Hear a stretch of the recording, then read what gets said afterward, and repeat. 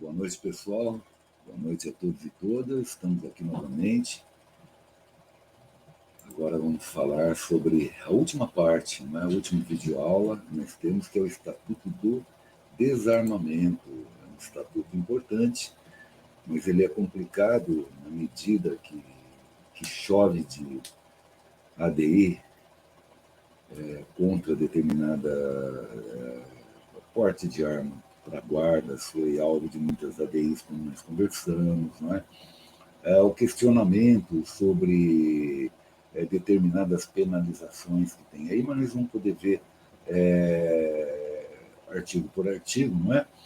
Então, no Estatuto de Desarmamento, hoje nós teremos, me perdoe, acho que o som no início saiu baixo aí, mas vamos prosseguir. Nós vamos ver do porte, que é o artigo do 6 ao 11, que também é conceitual, e diz quem pode, quem não pode, né? Fala sobre sinarmes, enfim. E, por falar nisso, esta lei ela dispõe sobre o registro, posse e comercialização de armas de fogo e munição, sobre o Sistema Nacional de Armas, que é o SINARMS, define crimes e dá outras providências. Aqui meu telefone, meu e-mail, para qualquer dúvida que queiram entrar em contato, bem que nós já estamos em cima da hora. Eu só posso desejar a vocês uma ótima prova, muita tranquilidade. Vão com fé, vão com confiança em vocês. E prestando muita atenção nas dicas que nós demos, certamente vocês farão uma ótima prova. E dos crimes e das penas, que estão nos artigos do 12 ao 21. Vamos então ao que interessa. Então, o capítulo 3 do porte, nós vamos verificar agora, já começa com o artigo 6º. É proibido o porte de arma de fogo em todo o território nacional. Então, é proibido. Porte de arma de fogo no Brasil é proibido. Isso é uma questão de prova, tá certo? O porte de arma de fogo no Brasil é proibido. Vamos sempre lembrar disso.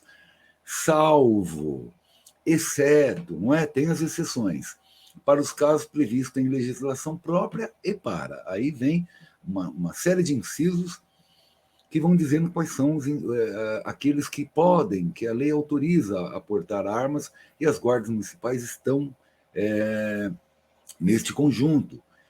E é importante guardar isto também, não é? Então, vamos lá. Quem pode? Os integrantes das Forças Armadas podem, os integrantes dos órgãos referidos no inciso 1, 2, 3, 4 e 5 do caput do artigo 144, que são as polícias federais, não é? Polícia Federal, Rodoviária Federal, Ferroviária Federal, as estaduais, que são polícias civis, militares e bombeiros militares, e distrital, não é? Da mesma forma, Polícia Militar, Civil e Bombeiro lá distrital. Estão contidos na Constituição Federal. E os da Força Nacional de Segurança Pública também, tá certo? A Força Nacional de Segurança, também a eles é permitido o porte de arma. Os integrantes das guardas municipais, aqui houve uma briga, tem havido uma briga há muito tempo. Primeiro se definiu os municípios, a quantidade, apenas as guardas dos municípios capitais dos estados, municípios com mais de 500 mil, mas, enfim, até o momento isso caiu, não é? Isso caiu, houve muita modificação quanto ao modo de ver as guardas, o seu papel na segurança pública. Temos tido muitas novidades, boas novidades para as guardas municipais, não é? Para o bem da sociedade, para o bem da própria sociedade, isso daí. E é uma coisa incrível que entrou de ADI. Nisso nós já conversamos a respeito, mas a verdade é que na lei, consultada a lei, o que nós encontramos lá, e é isso que deve cair em prova, é que também aos integrantes das guardas municipais nas condições estabelecidas no regulamento desta lei, que nós vamos ver mais para frente. O 4 foi declarado inconstitucional e versava sobre a guarda, falava de limitava, não é, cidades com 200 mil, aquelas coisas todas, isso aí foi declarada inconstitucional. Os agentes operacionais da ABIN e os agentes do GSI, que houve há pouco, no começo do ano, houve aquela questão da invasão na Praça dos Três Poderes, nas instituições lá, e houve um debate sobre o papel da GSI, não é? Esses integrantes aí também estão autorizados. Os integrantes dos órgãos policiais referidos no artigo 51 e 52, inciso 4 e 13, respectivamente, que fala sobre, que versa sobre polícia da Câmara Federal e do Senado. Está aqui para ajudar a nossa identificação e estudo. Guardem isso apenas, tá? Que é suficiente, não precisa ir lá consultar o artigo, não. Os integrantes do quadro efetivo dos agentes e guardas prisionais, os integrantes das escoltas de presos e as guardas portuárias também podem, as empresas de segurança privada e de transporte de valores constituídas no termos desta lei, não é? Tem alguns limites lá, mas podem também. Para os integrantes das entidades de desporto legalmente constituídas, cujas atividades esportivas demandem o uso de armas de fogo, não é? Na forma também regulamentada por lei, observando-se no que couber a legislação ambiental. Integrantes das carreiras, vejam bem, essa aqui é importante, essa é uma novidade, cai em prova, eu já vi cair, não é? Integrantes das carreiras de auditoria da Receita Federal do Brasil e da Auditoria Fiscal do Trabalho, cargos de auditor fiscal e analista tributário. Eu já vi cair isso em prova, é interessante a gente se lembrar disso. Os tribunais do Poder Judiciário descritos no artigo 92, o artigo 92 está aqui para vocês lerem, tá? E toda a relação dele não precisa ir buscar esse artigo em outro lugar, já está aqui para nós. E os Ministérios Públicos da União e dos Estados para uso exclusivo, vamos guardar isso, de servidores de seus quadros pessoais que efetivamente estejam no exercício de funções de segurança, na forma também de regulamento a ser emitido pelo Conselho Nacional de Justiça e pelo Conselho Nacional do Ministério Público. Temos também, no parágrafo 1, as pessoas previstas. Aqui já começa a regulamentar, tá certo? Até aí, foi aqueles que podem. Agora começa a regulamentar tudo isso. Parágrafo 1. As pessoas previstas no inciso 1, 2, 3, 5 e 6, que estão relacionados em azul aqui embaixo, não precisam ir atrás, do caput desse artigo, terão direito de portar arma de fogo de propriedade particular, tanto particular, como a fornecida pela respectiva corporação ou instituição, mesmo fora de serviço. Mesmo fora de serviço são essas aí. Vejam bem, mesmo fora de serviço, a 3 é a guarda dos municipais. Isso é importante.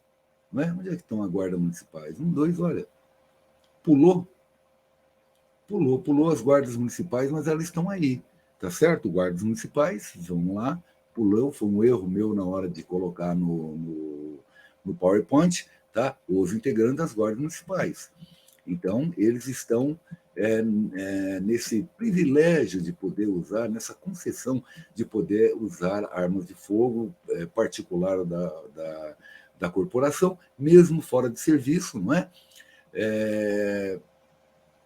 Com validade em âmbito nacional para aquelas constantes no inciso 1, 2, 5 e 6. Vejam que a guarda ela está permitido o uso de arma de fogo mesmo fora de serviço, mas ela não está inclusa para o âmbito nacional. Para o âmbito nacional são algumas instituições. São aquelas que estão no 1, 2 e 6.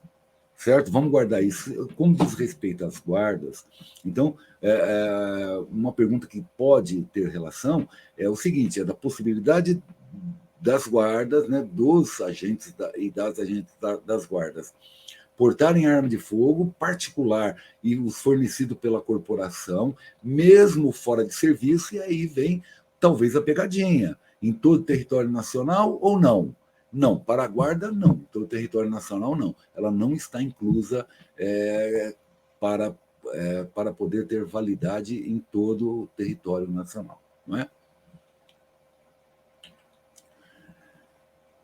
O parágrafo 1A foi revogado. 1B. Os integrantes do quadro efetivo de agentes e guardas prisionais poderão portar arma de fogo de propriedade particular ou fornecida pela respectiva corporação ou instituição, mesmo fora de serviço, desde que estejam submetidos a regimes de dedicação exclusiva, sujeitos à formação funcional nos termos regulamentados, formação funcional, não é? Formação funcional é a formação do próprio quadro.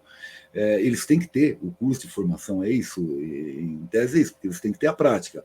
subordinados a mecanismos de fiscalização e de controle interno, assim como tem na Guarda Civil Municipal, por exemplo, a corregedoria, não é? Que é o órgão interno de controle, eles têm que ter algo semelhante, nesse sentido, para que possam portar arma de fogo mesmo fora de serviço, não é? Então, vejam, o parágrafo 1b regulariza a situação também dos agentes e guardas prisionais, tá? Isso é importante guardar também. É um outro setor que também pode andar armado, mesmo fora de serviço, mas tem ali as suas imposições. O 1C está vetado. O parágrafo 2. A autorização para o porte de arma de fogo aos integrantes das instituições descritas no inciso 1, 6, 7 e 10 do caput desse artigo está condicionada à comprovação do requisito a que se refere o inciso 3 do caput do artigo 4 desta lei, nas condições estabelecidas no regulamento desta lei. Complica, não é? Complica. Então, a autorização do porte de arma de fogo aos integrantes, descrita nos incisos 5, 6, 7 e 10, você lembra agora quais são? Difícil, não é? Deste artigo está condicionada à comprovação de requisito. Comprovação de requisito está no inciso 3 do caput do 4º. Nós vamos ter e ele vai aparecer várias vezes, tá bom? Vamos lá. Parágrafo... Opa! Um B. O que aconteceu aqui? Aconteceu algum erro meu de novo aqui. Me perdoe, é que a pressa de poder entregar acabou correndo esses erros. Então, vamos lá. Os integrantes do quadro efetivo de agentes de guarda prisionais poderão portar arma de fogo, como nós vamos lá, desde que estejam submetidos ao regime de dedicação, sujeitos à formação funcional e subordinados a mecanismos de fiscalização e controle interno. Estamos repetindo, mas esse slide não era para estar aqui. Tá certo? No caso dele, seria a corregedoria. Agora sim. A autorização para porte de arma de fogo aos integrantes das instituições descritas no inciso 5, 6, 7 e 10 do caput deste artigo está condicionada à comprovação do requisito a que se refere o inciso 3 do caput do artigo 4 desta lei, também, né, nas condições estabelecidas no regulamento desta lei. Então, vamos lá. Quais são os integrantes das instituições descritas nesse inciso? Então, vamos lá. ABIN, GSI, como nós vamos lá, integrantes dos órgãos policiais da Câmara Federal e Senado, os integrantes do quadro efetivo de agentes de guardas prisionais, integrantes de escolta de presos, integrantes das carreiras de auditoria da Receita Federal, aquela que eu pedi para vocês guardarem mais. São esses órgãos que se refere aqui no parágrafo 2º. E eles têm que estar de acordo, não é, com o inciso 3 do caput do artigo 4, o inciso 3 do caput do artigo 4, que diz o seguinte, está aqui, comprovação de capacidade técnica e de aptidão psicológica para o manuseio de arma de fogo atestados nas formas dispostas no regulamento da lei. É isso que está escrito, certo? Para facilitar o estudo. Parágrafo 3º. A autorização para o porte de arma de fogo das guardas municipais está condicionada, olha, isso aqui é importante, porque fala das guardas municipais, vamos guardar. Parágrafo 3 do artigo 6º. A autorização para o porte de arma de fogo das guardas municipais está condicionada à formação funcional de seus integrantes em estabelecimento de ensino de atividade policial. Não está falando que estabelecimento de ensino das polícias, de atividade policial, porque na atividade policial, nesse centro de ensino, lá terá técnica operacional, não é? Lá terá armamento e tiro, e treino de tiro, tá certo? É nesse sentido. A existência de mecanismo de fiscalização e de controle interno, tem as corregedorias, não é? Tem que ter a corregedoria para poder ter o porte de arma, e nas condições estabelecidas no regulamento dessa lei, observada a supervisão do Ministério da Justiça, não é? O Ministério da Justiça sempre supervisionando todo esse processo. Parágrafo 4. Os integrantes das Forças Armadas, Polícias Federais, Estaduais e do Distrito Federal, bem como os militares dos estados e do Distrito Federal, ao exercerem o direito descrito no artigo 4, ficam dispensados do cumprimento do disposto no inciso 1, 2 e 3 do mesmo artigo, na forma do regulamento desta lei. Não se preocupem, tudo isso que eles colocaram de outro artigo estão aqui para vermos. Esse artigo 4 diz, porque não está previsto no edital, não é? Mas o artigo 4 diz o seguinte: para adquirir arma de fogo de uso permitido, o interessado deverá, além de declarar a efetiva necessidade, ele tem que dizer por que ele quer, se está correndo risco de vida, tal, atender aos seguintes requisitos: comprovação de idoneidade com a apresentação de certidões negativas de antecedentes criminais fornecidas pela Justiça Federal, Estadual, Militar e Eleitoral, e de não estar respondendo a inquérito policial ou a processo criminal que poderão ser fornecidas por meios eletrônicos. Apresentação de documento comprobatório de ocupação lícita e de residência certa. Então, ele tem que ter o trabalho lícito dele comprovado, assim como a residência dele também, permanente, certa pelo menos, não é? Permanente não, que ele pode viver numa casa alugada, mas desde que ele comprove isso. 3, comprovação de capacidade técnica, ele fez o curso, não é? E de aptidão psicológica, ele passa por um exame psicológico para o manuseio de arma de fogo, ele tem que passar por isso. Atestados de forma disposta no regulamento dessa lei, ele tem que ter o certificado do centro psicológico que é autorizado pela Polícia Federal, assim como também tem que ser habilitado por um instrutor que é vinculado à Polícia Federal, que é autorizado pela Polícia Federal. Parágrafo 5º, aos residentes em áreas rurais, isso aqui é interessante, tá? Porque ele vai aparecer mais de uma vez. Residentes de áreas rurais maiores de 25 anos, que comprovem depender do emprego de arma de fogo para prover sua subsistência alimentar familiar, será concedido pela Polícia Federal o porte de arma de fogo, na categoria caçador para subsistência, de uma arma de fogo permitida, de tiro simples, com 1 ou 2 canos de alma lisa, que são normalmente as cartucheiras, de calibre igual ou inferior a 16, desde que o interessado comprove a efetiva necessidade em requerimento ao qual deverão ser anexados os seguintes documentos: documento de identificação pessoal, comprovante de residência em área rural e atestado de bons antecedentes. 6º, o caçador para subsistência que der outro uso à arma de fogo, independentemente de outras tipificações penais, responderá, conforme o caso, por porte ilegal ou por disparo de arma de fogo de uso permitido. Aos integrantes das guardas municipais, importante também, vamos voltar. Aos integrantes das guardas municipais dos municípios que integram regiões metropolitanas, será autorizado o porte de arma de fogo quando em serviço. Vejam, essa aqui não está arriscada lá na lei. Isso aqui foi incluído pela Lei 11.706 em 2008, mas é aquilo que eu disse, esqueçam isso aqui. Esqueçam isso, porque de lá para cá mudou muita coisa, e me chama a atenção de isso não ter sido alterado na lei que nós encontramos na internet para estudo, especialmente. Mas tomem muito cuidado com essa lei, com esse Estatuto de Desarmamento, porque é uma lei muito complicada, é uma lei com muitas ADIs, muita gente tentando tirar porte de arma, julgando inconstitucional que A ou B ande armado, que tá certo? Então, vamos tomar cuidado com isso, que já houve muita alteração com isso. E até acertar mesmo ainda vai algum tempo.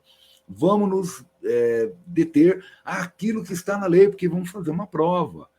Então, deverá ser perguntado aquilo que está na lei, que está publicado enquanto lei neste momento. Neste momento. Se você faz a prova amanhã e depois de amanhã algo é alterado no estatuto, o que está valendo é o que valia no momento que você fez a prova, cabendo recurso, inclusive, recurso que se ganha, que se vence. Artigo 7. As armas de fogo utilizadas pelos empregados das empresas de segurança privada e de transporte de valores constituídas na forma da lei serão de propriedade, responsabilidade e guarda das respectivas empresas, somente podendo ser utilizados quando em serviço. Isso é importante, só podem ser utilizados em serviço e estão em nome da empresa. devendo essas observar as condições de uso de armazenagem estabelecidas pelo órgão competente, sendo o certificado de registro e autorização de porte expedido pela Polícia Federal em nome da empresa. Então, o certificado de registro e autorização para porte será emitido em nome da empresa, da qual o funcionário, o empregado devidamente registrado, usará a arma no seu horário de trabalho específico, desde que é autorizado para aquele trabalho dessa empresa. O parágrafo 1 diz o seguinte: o proprietário ou diretor responsável de empresa de segurança privada e de transporte de valores responderá pelo crime previsto no parágrafo único do artigo 13 desta lei, que está no próximo slide, nós vamos ver o que é, sem prejuízo das demais sanções administrativas e civis, se deixar de registrar ocorrência policial e de comunicar à Polícia Federal a perda, o furto ou roubo ou outras formas de extravios de arma de fogo, acessórios e munições que estejam sob sua guarda. E isso nas primeiras 24 horas depois do ocorrido fato, ou depois dele ter descoberto o fato, evidentemente, porque se o furto aconteceu no sábado e ele só descobre na segunda-feira de manhã, é a partir do momento que ele descobre, evidentemente.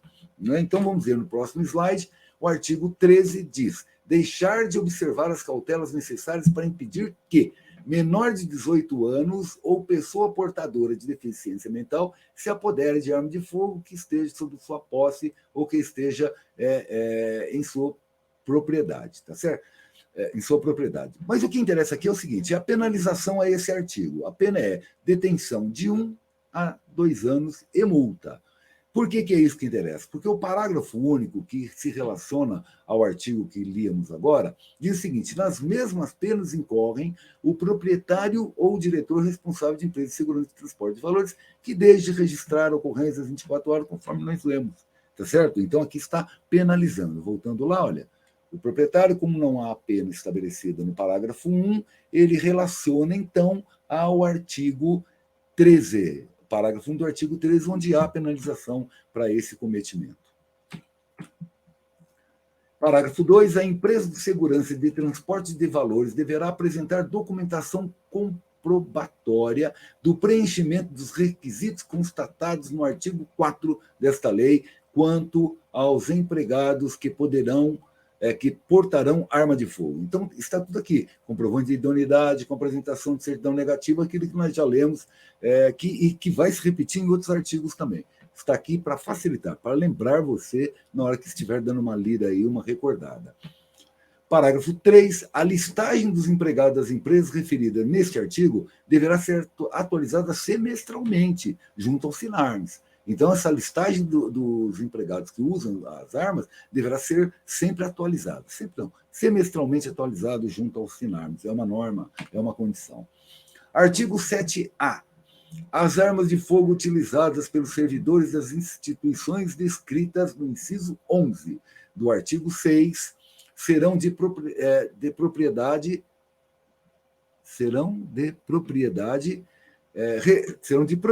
responsabilidade e guarda das respectivas instituições, somente podendo ser utilizadas quando em serviço, devendo estas observar as condições de uso e de armazenagem estabelecidas pelo órgão competente, sendo o certificado de registro e autorização de porte expedidos pela Polícia Federal em nome da instituição.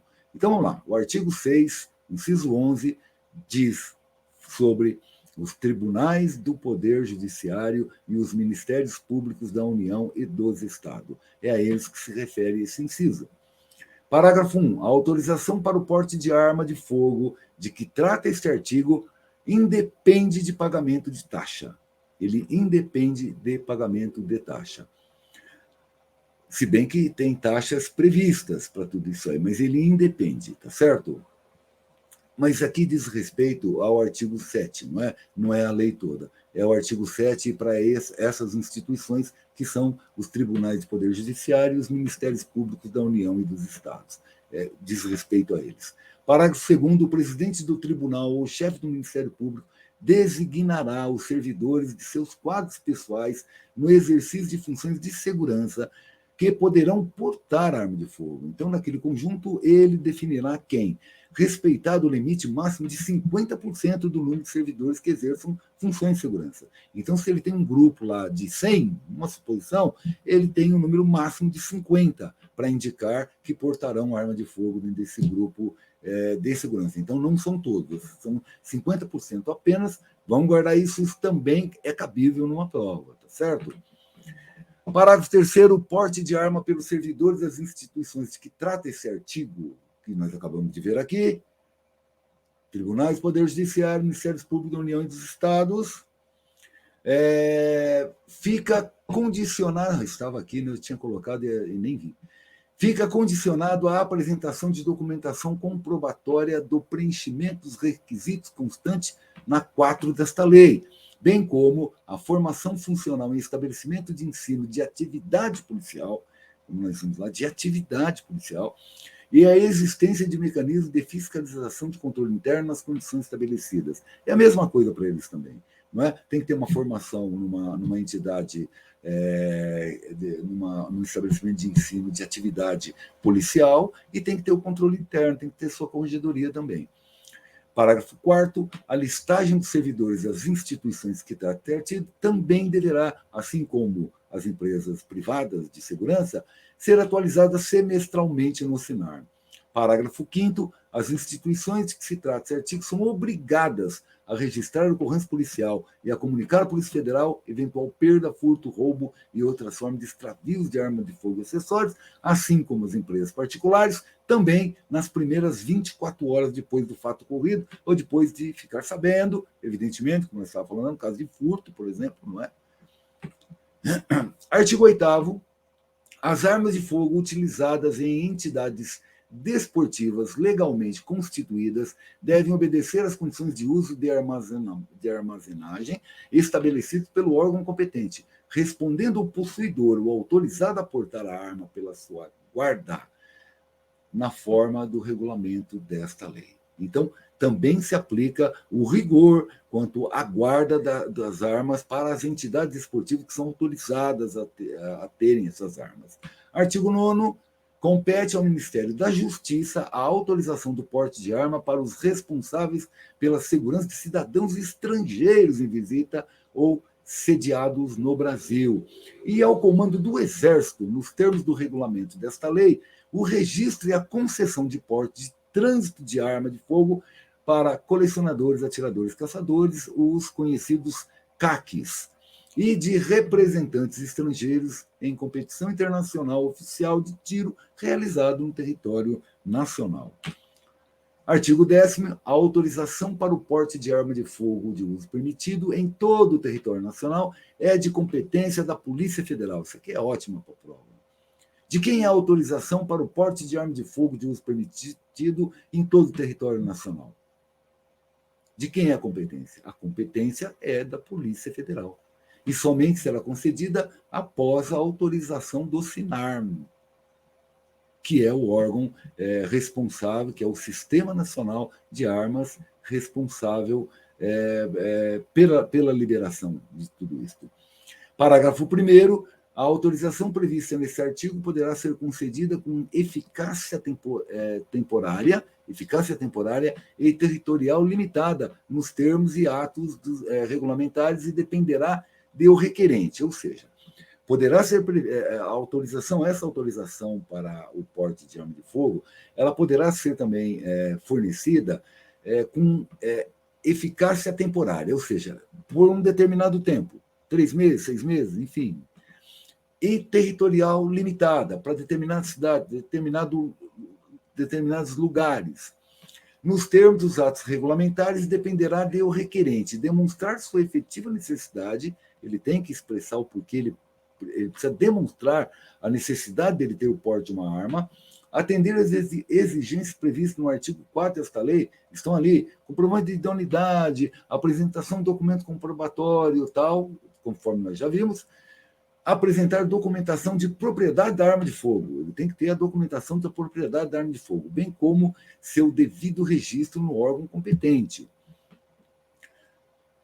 Parágrafo 2º. A autorização de porte de arma de fogo prevista neste artigo perderá automaticamente sua eficácia caso o portador caso o portador dessa arma seja detido ou abordado em estado de embriaguez ou sob efeito de substância química ou alucinógena.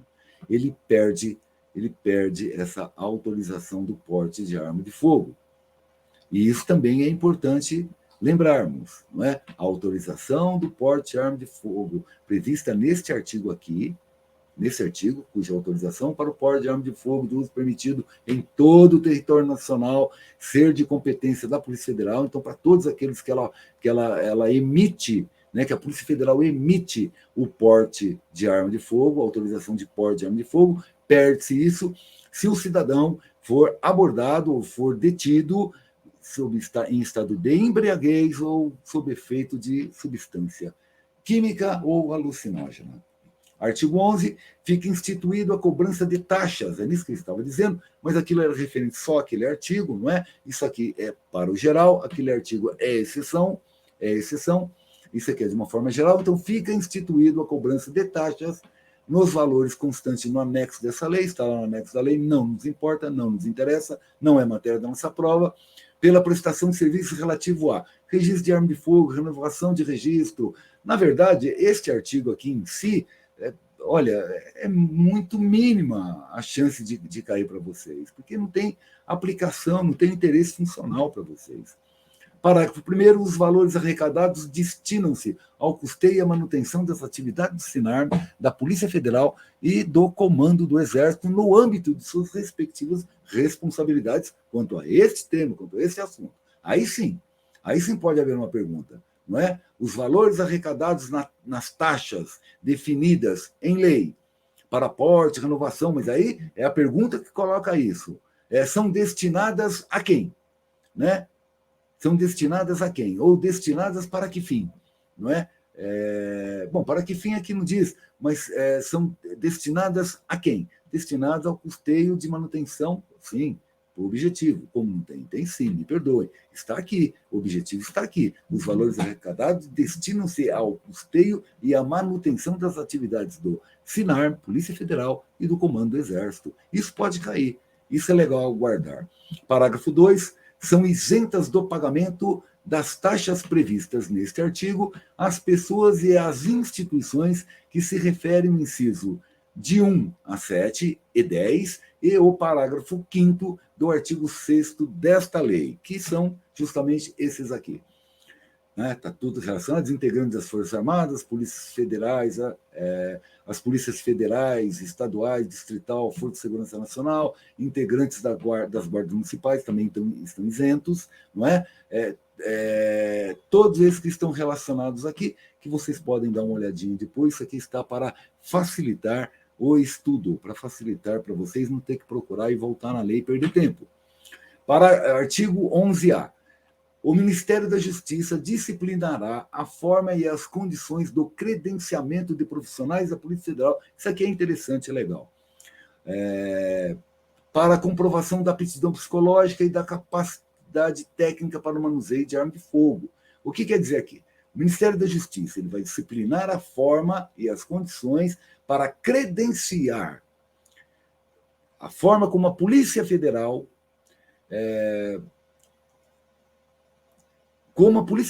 credenciará, não é, os profissionais para atestarem a aptidão psicológica e a capacidade técnica para o manuseio das armas de fogo. Ou seja, quem vai credenciar é a Polícia Federal. A Polícia Federal irá credenciar tanto os profissionais para o laudo psicológico, quanto os profissionais técnicos, aquele instrutor que vai camarada, faz exame de tiro, a pessoa pode reprovar ou não, assim como no psicológico. Isso aí, então, o credenciamento é feito pela Polícia Federal. Mas quem disciplina a forma e as condições para tal é o Ministério da Justiça. É isso que esse artigo aqui coloca. Mas é legal nós lembrarmos aqui que pode ser feita uma questão, e seria feito com muita tranquilidade, parcial sobre esse artigo aqui. Não é? Quem credencia, né? Os psicólogos e os profissionais que habilitam a capacidade técnica são credenciados por qual instituição? Não é? Pelo Comando do Exército? Pelo Ministério da Justiça? Vejam, Vejam, não é o Ministério da Justiça que credencia os profissionais. Quem credencia é a Polícia Federal. O Ministério da Justiça disciplina a forma e as condições em que a Polícia Federal fará isso. Mas quem credencia é a Polícia Federal. Então, se você colocar o Ministério da Justiça, estará errado. A não ser que a pergunta seja quem disciplina a forma e as condições para o credenciamento. Aí sim é o Ministério da Justiça. Percebam quanto isso é importante guardar essas diferenças, né? Parágrafo 1. Na comprovação da aptidão psicológica, o valor cobrado pelo psicólogo não poderá exceder ao valor médio dos honorários profissionais para a realização de avaliação psicológica constantes no item 1.16 da tabela do Conselho Federal de Psicologia. Se não fomos nem atrás, isso é uma outra questão. Mas o que interessa para nós saber é que o valor do que cobra o psicólogo para habilitar ou não o candidato ao porte de arma, e no caso, não poderá exceder o valor médio dos honorários profissionais para a realização. Aqui é meio geral, né? Valor médio, você pega o máximo, o mínimo, tira uma média ali, isso é muito relativo. Agora, no parágrafo 2, a coisa é mais exata. É muito mais exata. Na comprovação de capacidade técnica, o valor cobrado pelo instrutor de armamento e tiro não poderá exceder a R$80, e não pode mesmo, é esse o valor, R$80, acrescido o custo da munição, é claro, é R$80 mais o que ele vai gastar da munição, tá certo? Mas o valor que ele cobra enquanto profissional para fazer, para habilitar ou não, é R$80. Parágrafo 3º, que diz respeito ainda ao segundo. A cobrança de valores superiores ao previstos no parágrafo 1 e 2 deste artigo implicará no descredenciamento do profissional pela Polícia Federal. Então, tanto psicólogo que cobrar acima da média do Conselho, que é estabelecido lá pelo Conselho Federal, quanto o instrutor de armamento e tiro que cobrar além dos R$80, será descredenciado pela Polícia Federal. Agora vamos para o capítulo 4, que é dos crimes e das penas, não é?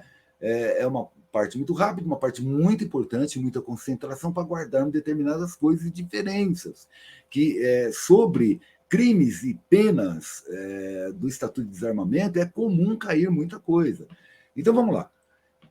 Vamos guardar o título de cada artigo desse, que é importante, é interessante. Então o artigo 12, por exemplo, fala sobre a posse irregular de arma de fogo de uso permitido. Então vamos guardar essa diferença. Posse de arma não é porte de arma. Portar a arma é ter ela no corpo, ao alcance aí, na rua, não é? Na rua. A posse de arma é tê-la em casa, ela está guardada em casa. E o cidadão pode ter a posse de arma se ele foi autorizado a comprar a arma, ele tem a posse e guarda ele na casa dele, seguindo lá o regulamento, seguindo todas as condições. Então, mas ele tem que estar devidamente regulamentado, tem que ser autorizado, tem que estar tudo certo. Mas a posse irregular de arma de fogo de uso permitido é quando ele tem essa arma e não obedece às normas para guardar essa arma. Então vamos lá. Possuir ou manter sob sua guarda arma de fogo, acessório ou munição. Arma de fogo, acessório ou munição de uso permitido em desacordo com a determinação legal ou regulamentar no interior de sua residência ou dependência desta, ou ainda no seu local de trabalho, desde que seja titular ou responsável legal do estabelecimento ou empresa, como um bar, por exemplo, tá certo? O camarada que guarda a arma dele lá no local onde ele trabalha. A pena de detenção de 1 a 3 anos e multa. Esse aqui, dentre esses crimes, é um dos mais leves, que é a posse irregular de arma de fogo de uso permitido. Vamos guardar. A pena dele é detenção. É detenção. Detenção é aquela pena que admite, ou seja, que não admite o regime fechado de imediato. Não é? Vamos lá. Omissão de cautela, que diz quanto à omissão, fala quanto à negligência na cautela, na guarda do armamento, de arma, munição, dentre outros, mais da arma, não é? O artigo 13 diz o seguinte: deixar de observar as cautelas necessárias para impedir que menor de 18 anos ou pessoa portadora de deficiência mental se apodere de arma de fogo que esteja sob sua posse ou que seja de sua propriedade. a pena é detenção de 1 a 2 anos e multa, que ainda é detenção. Parágrafo único. Nas mesmas penas incorrem o proprietário ou diretor responsável de empresa de segurança, como nós chamamos lá, ou de transporte de valores, que deixam de registrar a ocorrência policial e de comunicar à Polícia Federal a perda, furto, naquele prazo de 24 horas, nas primeiras 24 horas. Tá certo? Então vamos guardar essa. Omissão de cautela.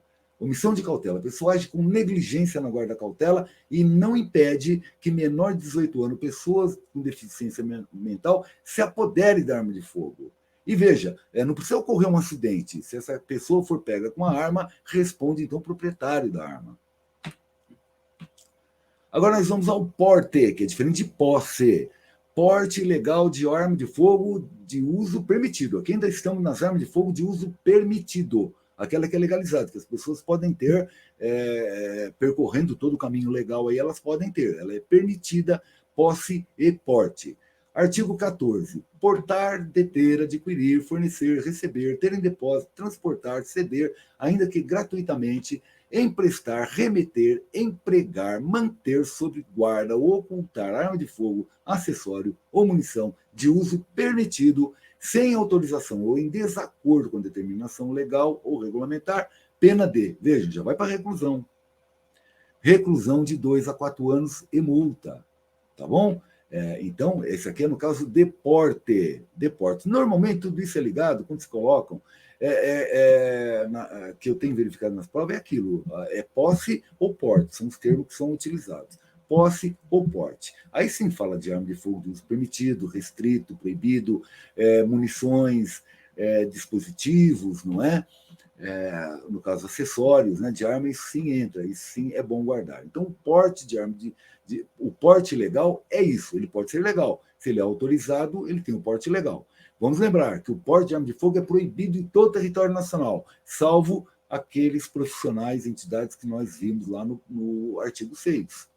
Parágrafo único. O crime previsto nesse artigo é inafiançável. Isso é que está na lei, tá? É inafiançável, salvo quando a arma de fogo estiver registrada em nome do agente. Tem ADI, ação direta de inconstitucionalidade, contra isto. Contra o que, exatamente, aqui no parágrafo único? Contra a questão do inafiançável. Isso é questionado em lei, tá certo? É questionável em lei. Eu sei que já teve alteração anteriormente, não sei se está valendo ainda, mas vamos guardar aquilo que está no estatuto que nós temos que estudar. Eu não correria o risco de fazer uma pergunta sobre penalização para o candidato, correndo o risco de depois perder num recurso, não é? Mas, de qualquer forma, vamos guardar isso. Existe uma ADI e ele é considerado inafiançável, não é? O porte ilegal de arma de fogo é considerado inafiançável segundo o que está na lei até o momento em que pese lá ter a ADI, e quando você entra para consultar a ADI, você não consegue abrir a ADI e saber exatamente o que está ocorrendo lá. São complicadores que tem para quem estuda e para quem não é operador do direito, exatamente, não é? Para quem não é especializado no mundo de armas e munições, que não é só operador de direitos, especialista em armas e munições também, atiradores e tudo mais, eles têm um aprofundamento maior sobre isso. Para nós, basta isso que nós estamos vendo aqui. Disparo de arma de fogo, que é outro crime. Disparar arma de fogo. Então, vamos lá. Disparar arma de fogo, acionar munição. Acionar munição. Pega lá, prende numa morsa e bate com prego no estopim dela, ou joga ela no fogo para disparar, tá certo? Em lugar habitado ou em suas adjacências, em via pública ou em direção à via pública, desde que essa conduta não tenha como finalidade a prática de um outro crime ainda. Está tentando matar alguém, por exemplo, não é?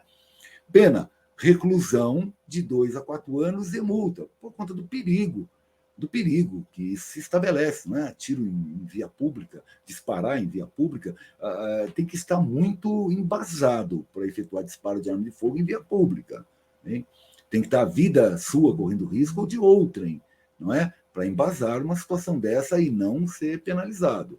Parágrafo único, o crime previsto neste artigo é inafiançável. Muito bem, ADI, há ADI quanto a isso, há questionamento quanto a esse inafiançável.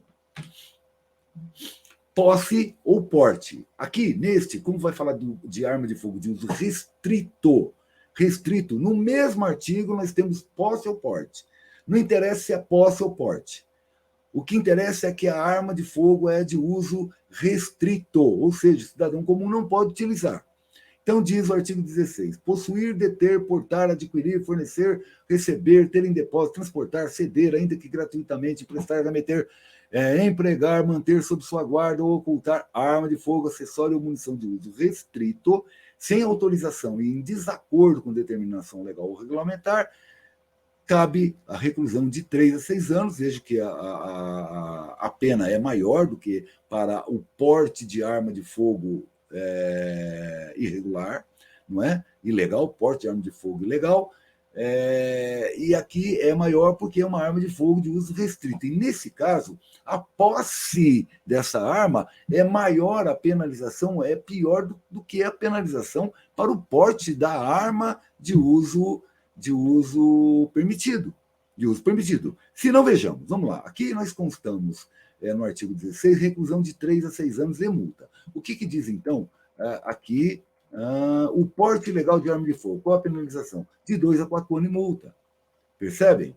De 2 a 4 anos e multa. E aqui a posse, a simples posse de uma arma de fogo de uso restrito, ela prevê a reclusão de 3 a 6 anos mais a multa. Muito bem. Nas mesmas penas incorre quem suprimir ou alterar marca, numeração ou qualquer sinal de identificação da arma de fogo ou artefato, aqui é aquele famoso cabritar a arma, não é? Elimina a numeração da arma para saber a procedência. Não dá para saber a procedência da arma, se ela é legal. Legal ela não é, porque ela está com a numeração raspada. Mas para saber se ela já foi utilizada em crimes, não é? Se ela é produto de roubo, de furto, e coisas desse tipo aí. Modificar as características da arma de forma a torná-la equivalente à arma de fogo de uso proibido. Então, você aumenta o calibre, não é? Você troca cano, você faz substituições, você aumenta o calibre, tornando ela de uso restrito. Ou para fins de dificultar ou, de qualquer modo, induzir a erro a autoridade policial, perito ou o juiz, porque você alterou características dela, então ela não é mais aquilo que ela era no original. E isso pode, de fato, induzir a erro as autoridades, aí, no caso policial, o perito ou mesmo o juiz. Parágrafo 1. Nas mesmas penas incorre quem possuir, detiver, fabricar ou empregar artefato explosivo e incendiário. Então, veja aqui. Um artefato incendiário, vamos dar um exemplo, o coquetel Molotov. O coquetel Molotov, hoje, ele pode ser punido dentro deste parágrafo aqui, olha. Nas mesmas penas incorre. Quais as mesmas penas? A do posse e porte de arma de fogo de uso restrito, que é a reclusão de 3 a 6 anos. Então, vejam bem, a gente cansa de ver manifestações populares aí, que o pessoal vai ao extremo, não é? Na utilização de coquetel Molotov. O coquetel Molotov, ele é um artefato incendiário, tá certo? Então ele cabe, a penalização para ele é pesada, tá certo? Sem autorização, em desacordo com determinação legal e regular. Vamos guardar essa também, que isso é importante. Portar, possuir, adquirir, transportar ou fornecer arma de fogo com numeração, marca ou qualquer outro sinal de identificação raspado, suprimido ou adulterado. Vender, entregar ou fornecer, ainda que gratuitamente, arma de fogo, acessório, munição ou explosivo a criança ou adolescente. Produzir, recarregar ou reciclar. Aqui, aqueles que recarregam munição correm risco disso. Não pode ser de forma clandestina, tem que ser de forma legal, não é? Produzir munição nem se fala, produzir arma nem se fala também, não é? E há casos de produção de arma de fogo caseira, não duvidem disso. E recarregar munição principalmente, que é uma coisa que se fazia muito há tempos atrás, depois foi regulamentado e muito fiscalizado, inclusive. Sem autorização legal ou adulterar de qualquer forma munição ou explosivo.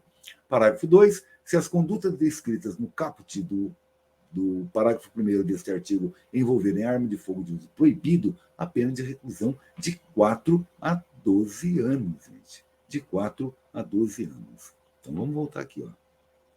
Se as condutas descritas no caput do artigo 1º, caput do artigo 1º,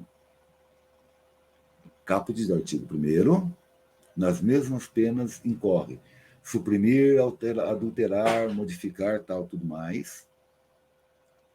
Não pode ser isso. envolver arma de fogo de uso proibido. Ah, sim, se tudo isso que nós estamos falando aqui, adulterar, perdão pelo cansaço e pela voada. Se tudo isso que é feito aqui, alterar, raspar, numeração, modificar a arma, tudo mais, se essas condutas envolver arma de fogo de uso proibido, a pena é de reclusão de 4 a 12 anos. E a arma de fogo de uso proibido é um pouco diferente da arma de fogo de uso restrito. Tá certo? Essa é proibido, não pode de qualquer forma. São armas de maior poder ofensivo, não é? Quem quiser depois dar uma pesquisada sobre isso aí, não vale a pena para nós, porque não vão perguntar para vocês quais são as armas de fogo de uso proibido, porque isso não está, pelo menos, na parte que foi destinada ao estudo, segundo o edital do concurso para a Guarda Civil Municipal, certame São Bernardo do Campo 2023, tá certo? Basta saber, então, que se for de uso proibido, que difere de uso restrito. Restrito é que se restringe a determinados profissionais, determinadas situações. O restrito quer dizer o seguinte: existe a coisa, ela não é proibida para todo mundo. Ela é restrita a uma determinada categoria ou a categorias. E o proibido é proibido, ninguém pode ter. O uso daquela arma é proibido. Não tem restrito a. Restrito à Força Armada, ela é proibida. O armamento desse tipo, tá certo? Isso pelo próprio significado da palavra. Artigo 17. Adquirir, alugar, receber, transportar, conduzir, ocultar, ter em depósito, remontar, adulterar, vender, toda essa sequência aqui, que está em outros também, ou de qualquer forma utilizar, em proveito próprio ou alheio, no exercício de atividade comercial ou industrial, arma de fogo, acessório e munição, sem autorização em desacordo com determinação legal ou regulamentar. Nós estamos falando do comércio ilegal de armas de fogo. Comércio ilegal de arma de fogo, que é uma outra tipificação criminal. Também é interessante, claro, aguardar. Que, em suma, é comercializar ou mesmo produzir arma de fogo, que aqui tem escala industrial, como nós estamos vendo, acessório ou munição, sem autorização para tal. Reclusão de 6 a 12 anos, mais multa. Equipara-se a atividade comercial ou industrial, a qual está descrita aí no caput, para efeito deste artigo, qualquer forma de prestação de serviço, fabricação ou comércio irregular ou clandestino, inclusive o exercido em residência. Até aquela fabricação caseira também entra no comércio ilegal de armas de fogo, tá certo? No parágrafo 2, incorre na mesma pena quem vende ou entrega arma de fogo, acessório e munição sem autorização em desacordo com a determinação legal ou regulamentar, a agente policial disfarçado. Quem entrega a ele, é lógico, foi persuadido a entregar a um agente policial disfarçado, quando presentes elementos probatórios razoáveis de conduta criminal pré-existentes. E por que existe esse parágrafo aqui?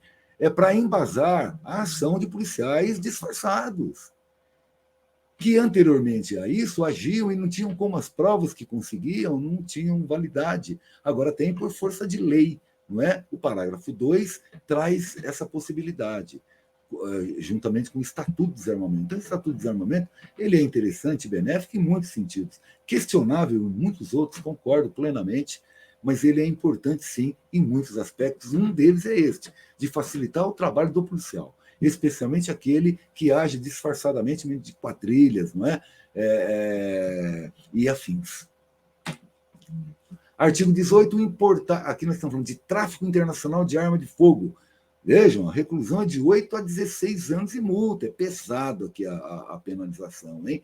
O tráfico internacional de arma de fogo, artigo 18, importar, exportar, favorecer a entrada ou saída do território nacional a qualquer título, né, com qualquer desculpa, de arma de fogo, acessório e munição, sem autorização da autoridade competente. Aqui não está estabelecendo se é de uso restrito ou de uso permitido, tá certo? Aqui ela é genérica, mas entende-se que é de uso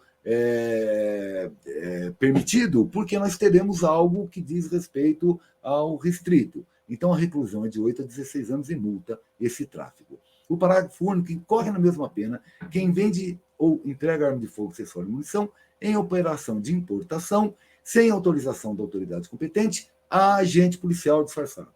Então, dentro desse crime aí, dessa tipificação, quem entrega isso ao policial disfarçado também incorre na mesma pena, é crime, e isso serve como prova, não é?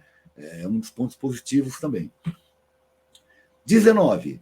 Nos crimes previstos no artigo 17 e 18, a pena é aumentada de metade se a arma de fogo acessório não forem de uso, o acessório forem de uso proibido ou restrito. É aquilo que nós falávamos. Então, quando nós voltamos aqui ao 18, significa dizer, pela existência do 19, significa dizer que isso aqui se refere ao uso permitido.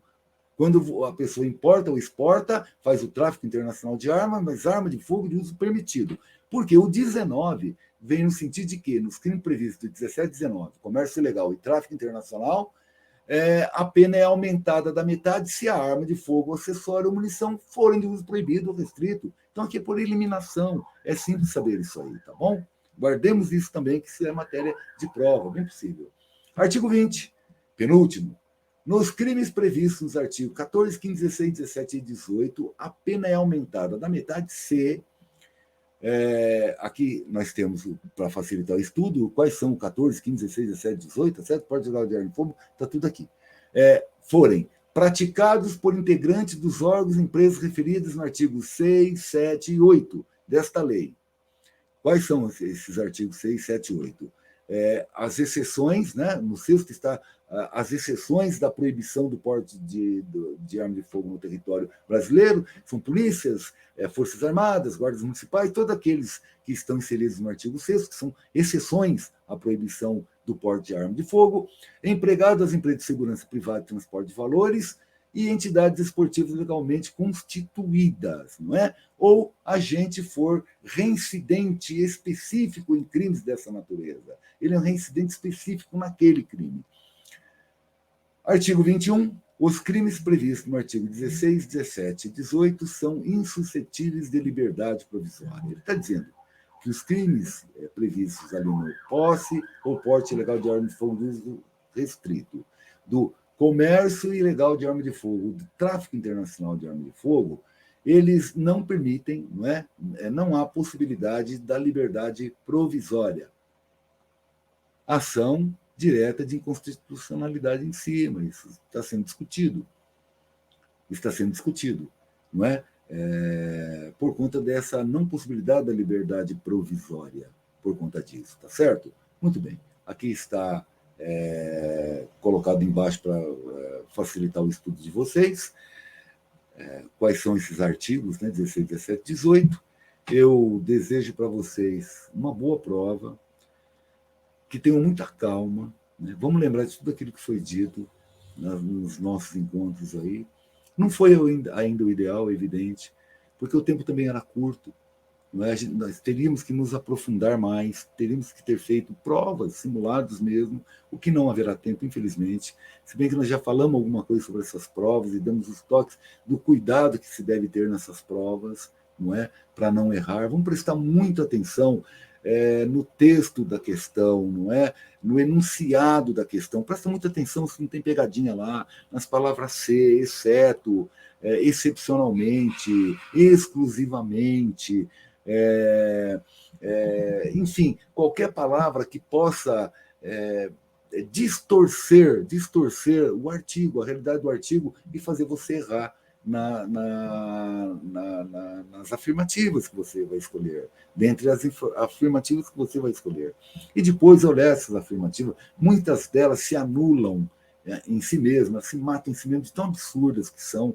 Então, elimina primeiro aquelas que são absurdas, vai com muita calma, primeiro com certeza, você anota aquelas que você tem certeza, depois retorna, elimina as absurdas, vai vendo aquelas que parcialmente, que uma parte dela você lembra, uma parte dela é coerente, a outra parte não é, a outra parte não é, já arrisca ela fora, que você vai chegar no resultado que você precisa. Gente, eu desejo muito boa sorte para vocês mesmo. Cabeça fria, concentração, não é? E eu espero vê-los aí na Guarda Civil Municipal em breve. Terei uma satisfação muito grande. Uma boa noite a todos e todas.